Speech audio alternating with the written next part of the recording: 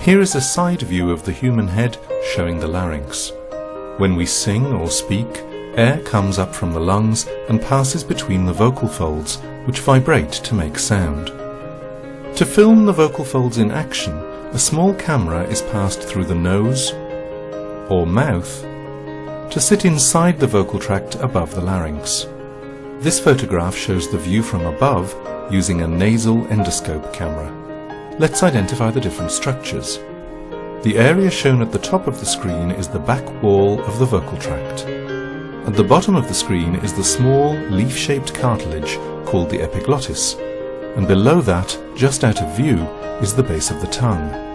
Let's focus in on the larynx itself. In the center of the screen you can just see the windpipe, or trachea, the airway that leads down into the lungs.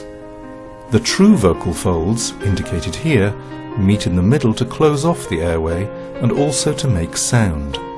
The gap between the true vocal folds is called the glottis. The true vocal folds are attached at the back to the arytenoid cartilages.